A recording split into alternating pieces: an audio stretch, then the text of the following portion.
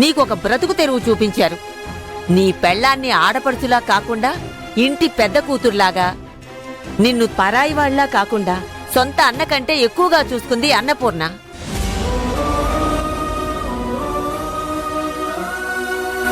ఇంతకంటే ఎక్కువ ఏం చేయాలరా నీకు? ఏం తక్కువైందని ఇలా మాట్లాడుతున్నావు నువ్వు? అంటే విత్తనాలు మేమే చెల్లాం కాబట్టి పళ్ళు మేమే కోసుకుని తింటాము అంటారు, అంతేనా?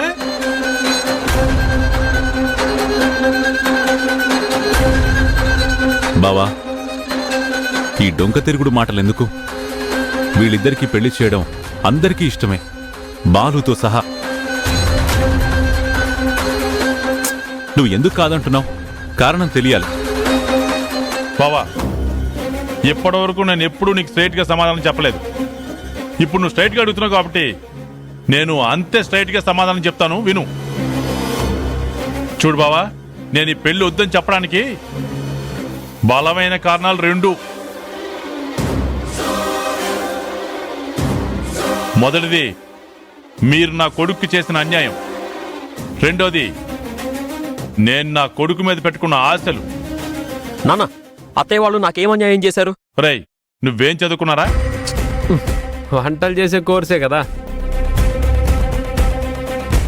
మరి వాడు ఎక్కడుండాలి? అమెరికాలో. కానీ ఇప్పుడు ఎక్కడున్నారా? ఇంట్లో గాడిపోయి దగ్గర. ఇది అన్యాయం కదా?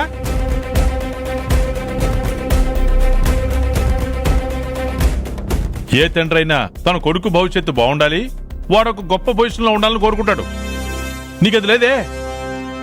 ఇదే రెండో కారణం.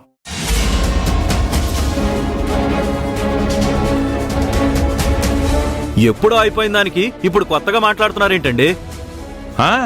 అయ్యింది ఎప్పుడైనా సరే, కాలిపోయింది నా కొడుకు జీవితమే కదా. ఎప్పుడు మాట్లాడితే ఏంటి? కూలివాడి కొడుకు కలెక్టర్ అవ్వాలని, బెచ్చగాడి కొడుకు ఇంజనీర్ అవ్వాలని కోరుకుంటాడు. ఎందుకు? నా బిడ్డలు ఎంత బాగున్నారని గొప్పగా చెప్పుకోవడం కోసం.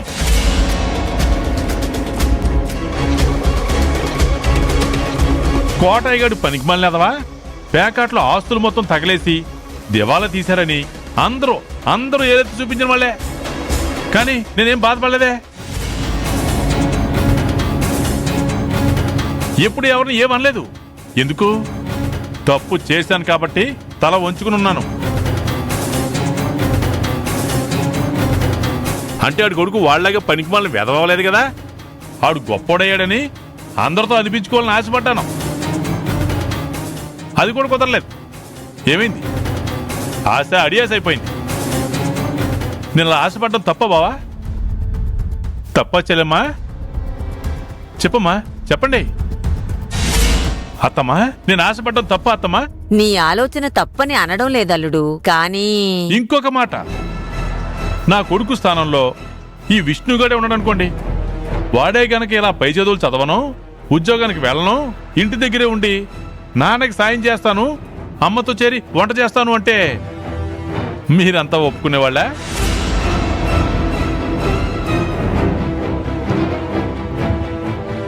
మేము చేసింది చాలరా? నువ్వు కూడా వంటలు చేసుకుంటూ ఇలా పొయ్యి దగ్గర మగ్గిపోవడం ఎందుకు? రేయ్, నువ్వు సుఖంగా ఉండాలి, కాలు మీద కాలు వేసుకుని దర్జాగా ఉద్యోగం చెయ్యాలి నాన్న అని అందరూ చెప్తారు. మరి నా కొడుకు దగ్గరికి వస్తే ఎవరైనా ఒక్క మాట అన్నారా? లేదే. ఎందుకు? సొంత బిడ్డ కాదు కాబట్టి. అంతేగా?